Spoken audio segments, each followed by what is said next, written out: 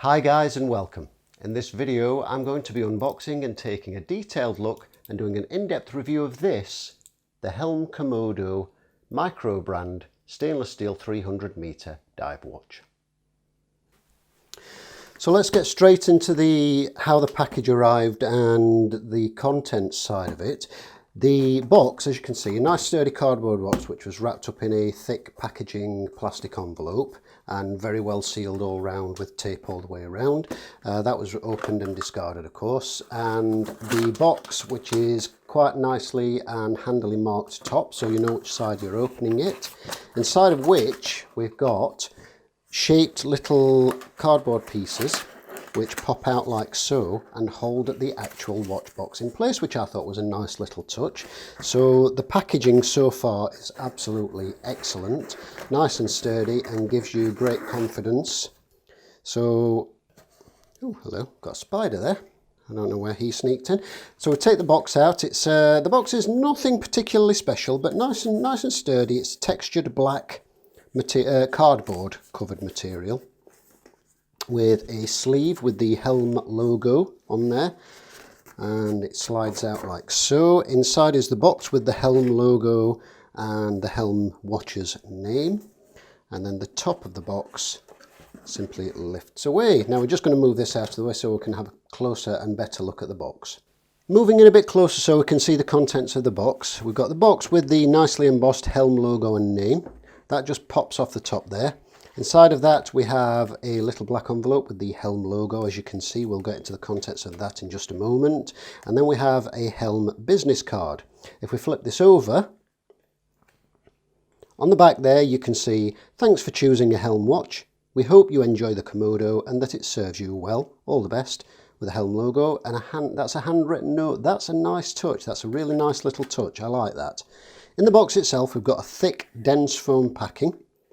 And on the right hand side we have the stainless steel bracelet. This is a solid stainless steel bracelet, solid links, screw pins. They're not push fit pins. It's nice and thick, as you can see, and these are all screw fastening pins. There, that's just fallen out, is the spring bar, which are pre-fitted to the end links. As you can see there, we'll just pop that back in. The bracelet clasp has a diver's extension. You press these two lugs here and that slides out, and it has 3 adjustment positions, and I think that's a really nice little feature. The clasp itself is very thick milled stainless steel, and it opens like pretty much like any of your standard clasp fasteners, but is very thick, very good quality, which hopefully you can see there. We'll have a look at that closer in a moment when we get to the watch and everything. And that snaps closed with the security lock, which flips over and snaps closed, and that has the Helm name laser etched or engraved into the safety clasp. You'll notice that this particular bracelet is a kind of a Jubilee style and is not the one that you will see on the Helm website for the Komodo. That one being a sort of an odd mix of an oyster style, but with fixed links on the opposing side of the links. It's kind of hard to describe, but you'll see what I mean if you look at it. This particular bracelet is actually the bracelet that they show fitted to the Vanuatu, which is one of the other 3 watches that they have in their range, and I thought was much nicer. The nicest of the 3 available bracelets. This one being a Jubilee style, and the other one for the Kuraburi being an oyster style, and it was going to be between those 2 that I chose, because I'm not, I'll be honest, overly keen on the standard bracelet as supplied with the Komodo. I don't particularly like that bracelet, so I contacted them when I ordered the watch and asked if I could make arrangements to have one of these bracelets when I purchased the watch instead. And in here, underneath the bracelet, we have spare spring bars and spare screw-in link pins for the bracelets, which is a nice little touch in case you lose any. And then underneath that, we have a little screwdriver, beautifully made little screwdriver, good quality, with a screwdriver tip, which is in itself removable. So you can use another jeweler's screwdriver to undo this grub screw down here, remove and replace this. And I suppose you could also change that to spring bar removal ends and that kind of thing. And that's a nice little feature. I like that. That's a good little touch. So I'll just pop those back in there for now. Over here you get a cleaning cloth, which is much like your typical spectacle cleaning cloth with a Helm logo, a microfiber towel type thing. And then underneath, of course, the bit that you're all waiting for, we have the Helm Komodo itself. This is the black dial, black bezel with blue loom version. And this comes fitted on the G10 canvas strap, a strap type that well, it's actually a G10 type, but it's a strap type that most people mistakenly call a NATO strap, and NATO straps have absolutely nothing to do with NATO at all. The correct designation is G10, but that's a discussion for another time.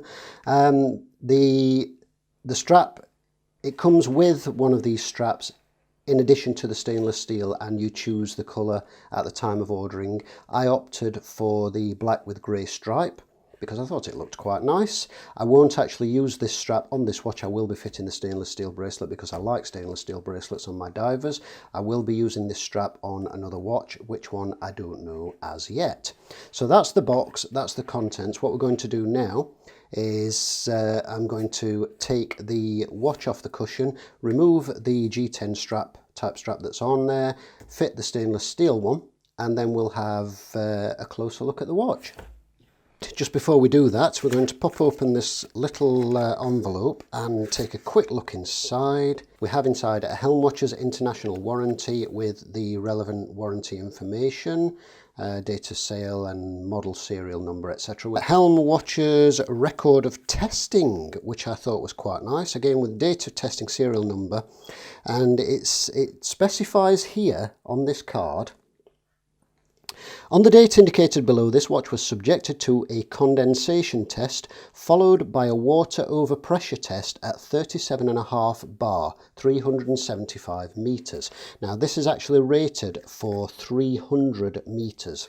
So this is actually tested at 37.5 bar or 375 meters for a period of 2 hours, followed by a 0.3 meter 0.3 bar or 3 meter test for 1 hour, followed by a second condensation test. Now that is nice to read and nice to know.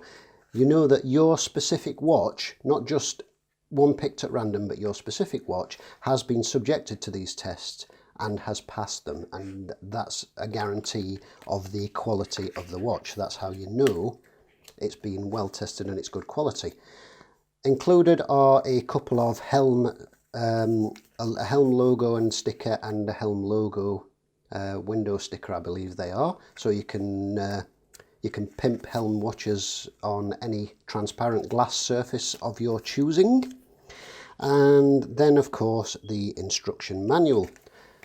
The watch itself uses a Seiko NH35 movement, and so if you're familiar with that movement, you'll know the general rule of thumb and guidelines for setting and caring for that movement. But this gives you all of the information that you need to know.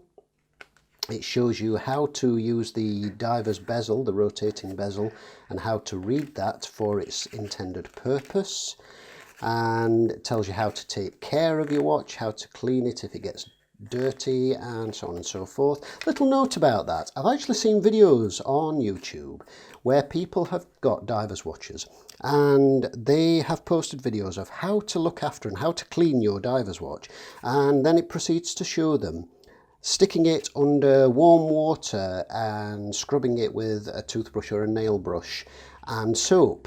And that is an awful, terrible thing to do with a dive watch.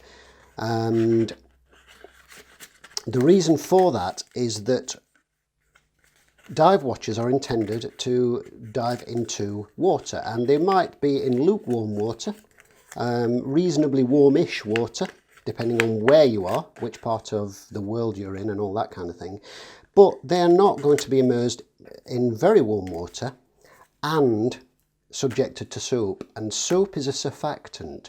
The actual purpose of soap is to break down the surface tension of water to allow it to creep into areas, and this is why you wash your hands with soap, because the surfactant, the soap, breaks down the surface tension and it gets all the water into the little pores and bits of your hand to wash all the dirt out. What this means is it increases the risk if you clean your watch in this manner. If you're putting it under warm water, which gives a condensation risk, and then you're putting soap on it, it increases the risk of actually getting water into that. So don't ever do that, please. If you have seen videos like that, bear in mind that's not how you look after them. That's not how you care for them. Give them a rinse if need be. Give them a bit of a scrub on the bracelet and that kind of thing with a toothbrush or a nail brush. Sure, by all means, give them a rinse and then give them a pat dry and leave them to dry, that kind of thing, with a towel. But don't ever use soap and water. So that's the contents of that. We're now going to scoot in and take a look at the watch in detail. So for all you oddballs out there, there you go. On the back of the watch, I'm going to, you can see that's actually ticking away now, and that's just with the little movement of taking it out of the case. So it's moving already, which is nice to see. So we're going to remove the canvas strap and pop that aside,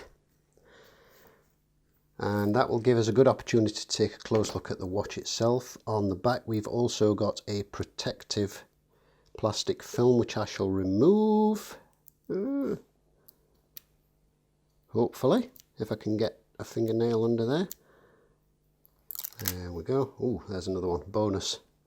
A bonus peel for you. So I'm going to move the camera into a better position and we'll get a good close-up look at the watch. So here's the important part, the main body of the watch, and let's talk specs for a moment. The case and bracelet are made of 316L stainless steel, solid bracelet, solid end links, as you can see there, solid links, and a nice thick bracelet, and screw adjustable bracelet links, as you can see, with spare screws available. The hands, the second hand arrow pip, all of the hour markers, the indices, are loomed. The entire bezel is loomed also. This is a light blue loom, and there's also a BGW9 loom available. You have an option of a black dial or a white dial. The bezel is a 120 click unidirectional bezel, will only turn counterclockwise as all the proper divers watches do. It's nice and positive, it's firm but not awkward at the same time, with a really good positive grip on the knurling of the bezel, which is sharp and grippy but not so sharp that you feel like you're going to slice your fingers. Using it, you'd be able to grip that very, very easily in gloved fingers and rotate it to suit. Very smooth, clicks around nicely, and is very, very nicely lined up, as is the chapter ring inside. We'll flip that over to the back, and on the case back we've got a beautifully machined case back with the Helm logo and the dimples there for your case removal tool. Ordinarily when I look at a watch, as somebody who likes to mess about with watches, one of the things I will typically do is take the case back off to have a look at the movement. In this case I'm not going to. I will show you a picture of the NH35 movement so you know what it looks like. I'm not going to remove the case back of this one unless I feel the need to adjust it on the timegrapher. If, for example, I want to try and set the time more accurately than I feel it is, we'll have a look at it on the timegrapher shortly.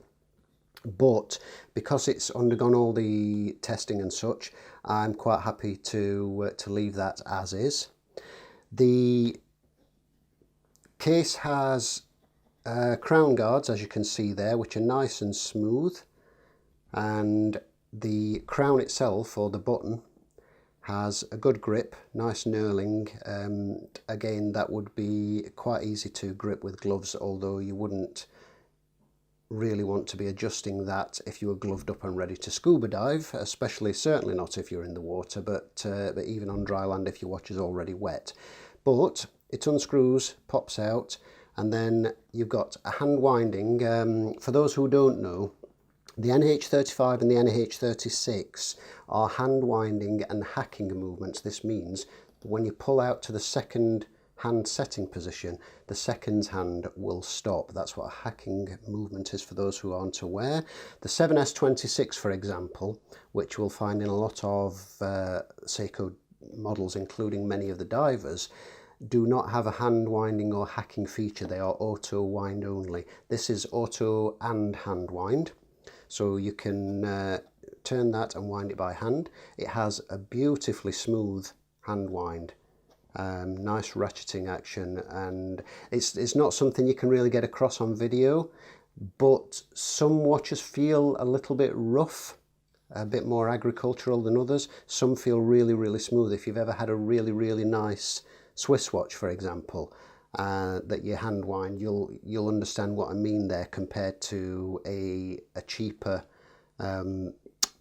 even Japanese watch in some cases, but certainly a cheap Chinese watch, what have you, it feels grittier and a bit less pleasant, a bit more like you might be doing some damage, although that's rarely the case. So yes, that winds very nice and smoothly. The crown also, we can focus on that for you, is signed with the Helm logo, which is a nice little touch. And if you pull out to the first position, let's focus back down on there, pull out to the first position and turn it counterclockwise, and you'll see that that changes the date. The date window is at the 6 o'clock down here, which is quite nice and makes a nice change from being over at the 3 o'clock position, and is nice and clear in the single digits. But if I were to be a little bit picky, and it's not something that bothers me unduly, but if I were to be a little bit picky, when it gets into the double digits, the numbers obviously are smaller to fit in this tiny round window, and it is a little harder to see, as you can see once you're on the double digits. And some of the numbers are a little easier than others, but some, such as when it gets onto the twos, the 22, 23, 24 and so on, are not as clear at a glance as your single digit numbers, as you can see there, like so.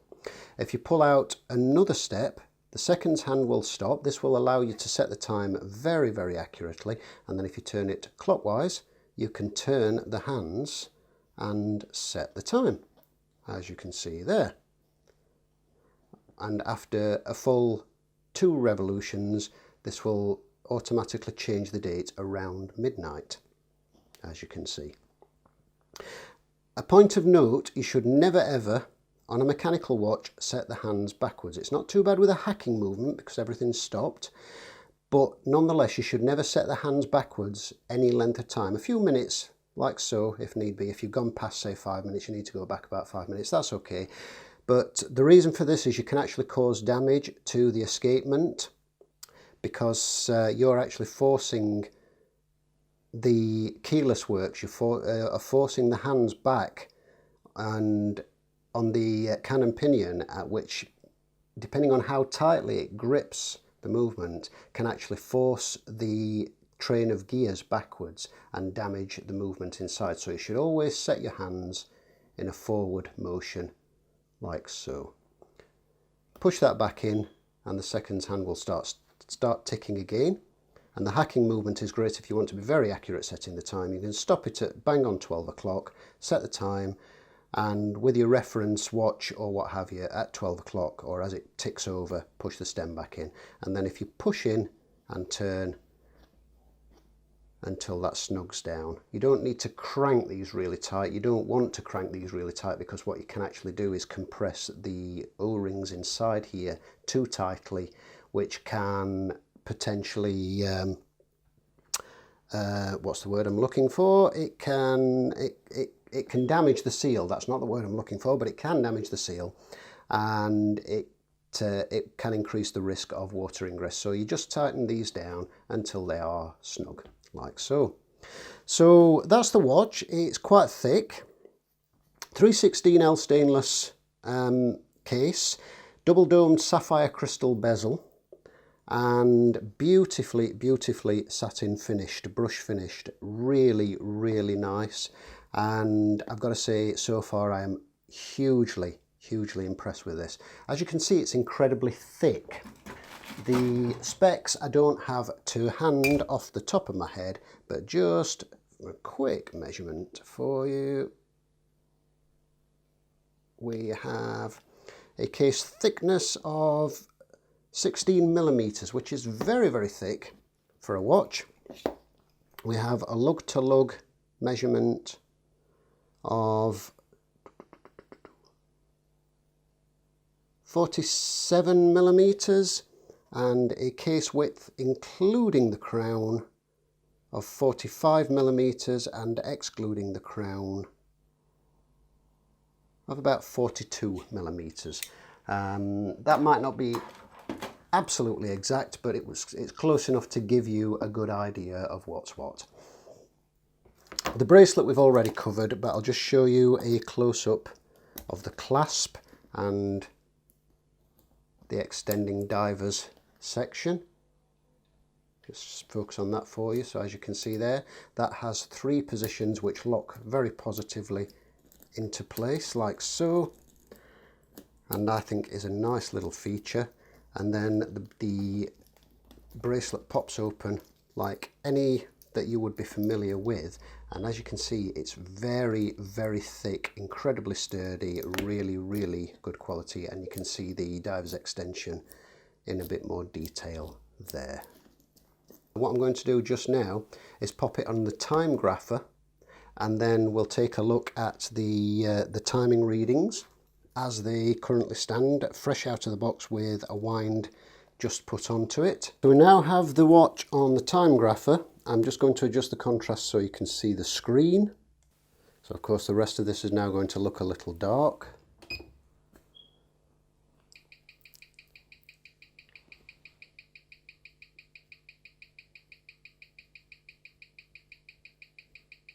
And bear in mind, this is just on a fresh wind out of the box, and it will settle in over a period of time. But we've currently got a beat error of just over 1 millisecond, which is a little more than I would typically like if I was regulating a movement personally, and a plus 17 seconds in dial up position. I don't know if the amplitude is correct because I'm not sure of the lift angle of this particular movement. I suspect it's different to the 52, which is standard on this. And then if we look at the that pendant right, and what I'm going to do is just show the 3 most common wristwatch positions, which are dial up, pendant right, and pendant down.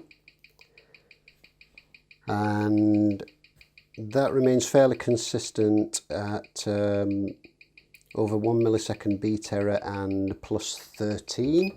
And then if we do pendant down,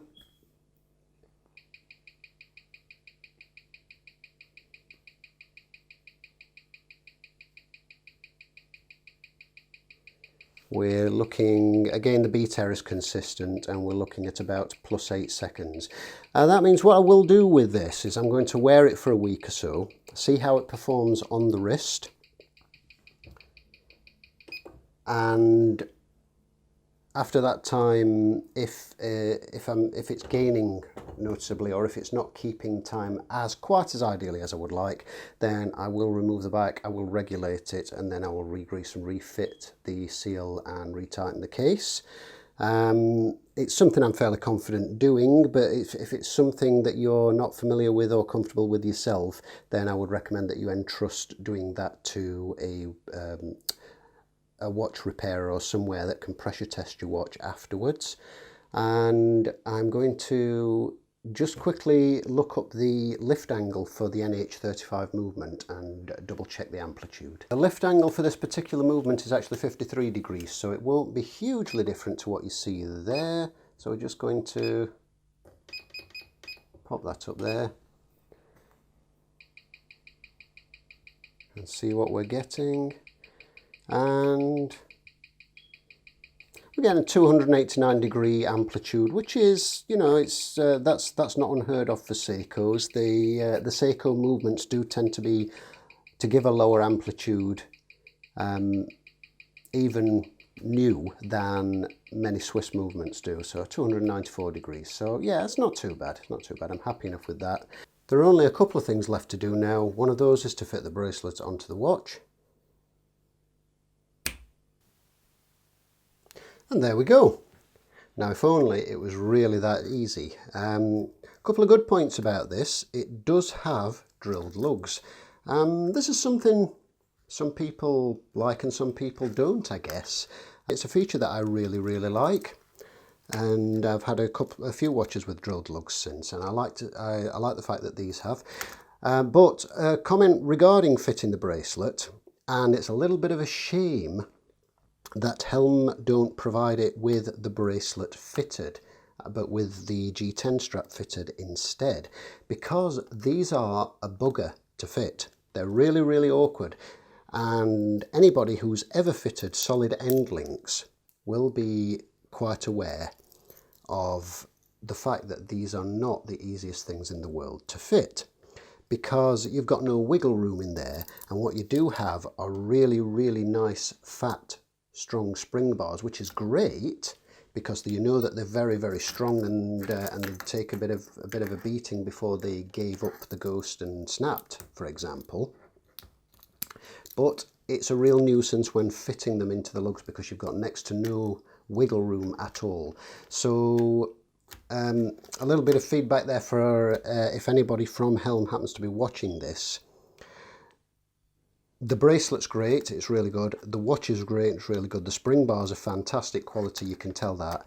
But please either ask the customer which one they want fitted, or as standard fit the stainless steel bracelet and provide it with that bracelet fitted and the G10 strap as an extra, because I think more people would appreciate that.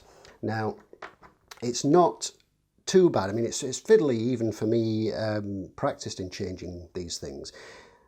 And it's not too bad if you have the right kind of tools, like a spring bar tool and some tweezers and bits and pieces, but it is still fiddly. So for somebody who really doesn't have the correct tools to do this, it's going to be a real struggle.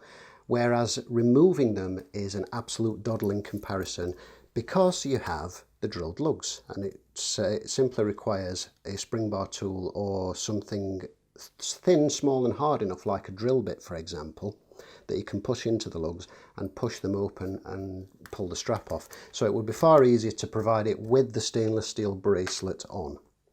So as you can see, it's a thick, chunky watch, but it's not enormous with regards to the dial size of it. This watch that I have on is a Brunoff chronograph, a quartz, with a very big dial and big chunky buttons. And it's difficult to see, but it's actually bigger than the Helm, wider this way, but the thickness of the Helm makes considerable difference. And I'm just going to slip that on. I need to adjust the bracelet, obviously. But what I like about the design of this, and I could tell before I even slipped this on, this is the first time I've sat this on my wrist.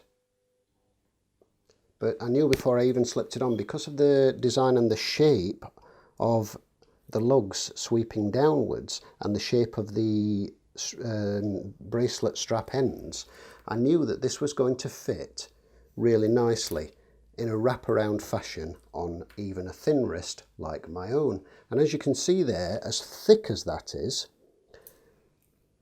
making it noticeable enough in its thickness, it doesn't look overly large on my wrist, where this one, I guess, does a little bit. And it's something that bothers some people, but not others. I don't particularly mind, because I just happen to like dive watches, and dive watches tend to be chunky, and it's just one of those things. we'll just have a quick glossary. So that the whole thing, I'm delighted with the watch. It's a beautiful watch. It's so well made. It's really, really beautifully made. It's solid. It's hefty. And the movement is not quite as accurate as I would like just now, but with wear and a week on the wrist, we'll see how that settles in, and I will do another timegrapher reading. If I feel the need, I will remove the back and regulate it, but it will settle in. It's obviously a new movement. It needs to sort of to be used for a little while and settle itself in, and provided it's only a few seconds either way, I will be quite happy with that. And the Seiko NH movements, as the 7S26s and all the other previous ones, are very, very good movements. I've got several Seikos and watches with Seiko movements. I love them. They're very, very good. Excellent Japanese watches. And I'm delighted with that side of things. The only negatives, the only criticisms I have are one which is a maybe, and I don't know yet until I've actually worn this and tried it out, but the fact that the bezel has loom painted markers and is just a matte finish bezel, it's not coated or covered in any way. I suspect that does risk the loom chipping off. I don't know for certain because I haven't worn it regularly yet. That might not be the case. The date window, while it's not a huge thing, when it gets into the double digits, it's harder to see. I guess on a white date window or a white dial version, it would probably be easier. I'm not sure, but I went for the all black dial version because I liked it. But that's not so easy to see at a glance unless it's the single digits. And then the only other gripe is, and this is something I've seen mentioned in other reviews that I've read online and such, is that I wish the watch had come with the stainless steel bracelet ready attached, and then I could, or any sort of new owner could easily remove it and fit the G10 strap if required, rather than coming with the other strap on and having this, which is a bit of a struggle to fit because of the solid end links. Now the solid end links are a really nice feature. It means you can see there is absolutely zero wiggle or movement there. That's rock solid, and that is nice to see. That's something you typically only see in higher end watches, and hollow end links always have a little bit of wiggle and rattle to them, so that's kind of nice to see. So they're the only three negatives, if you like, which I don't think are particularly negative. And as I say, we're going to go ahead and show you a loom shot in just a moment. But that pretty much wraps up the whole review. So hopefully you found this informative, helpful and interesting. And if you wish to buy one of these, you need to go to the Helm website. There are currently 3 models. There's the Komodo, which is this one. There's the Vanuatu, which this bracelet typically comes on. And the Kuraburi. All three are diver watches. All 3 are tested to regulated to a depth of 300 meters. And as you saw with the card there, they are all thoroughly tested as well, which is a nice touch, which I wasn't aware of. You get a nice array of little accessories in the box with it, and you get a good solid watch. And what you will have to do is go onto a mailing list and await and pre-order when they become available, because they make so many units at a time. It is a micro brand and you can only buy when the units are available, but you can put yourself onto a mailing list to be notified when they are going to be doing another run, and then you can pre-order one. This one took from pre-order, it took I think a month and a half from pre-order to actually arriving on my doorstep, which was super fast. I'm really impressed with that. And that is about as much as I have to say on this at the moment. I will revisit this and do another timegrapher reading in a week or so. and any other sort of relevant notes or comments I will make at the time. So thank you for watching. Check back for more watch videos. Hopefully, I'm hoping to do some watch servicing videos, movements and the like, if I can figure out how to film them reasonably well, because I've been trying to figure out how to do that. And I do hope to be getting back with some of my model videos as well. But thank you for watching. We'll see you in the next video.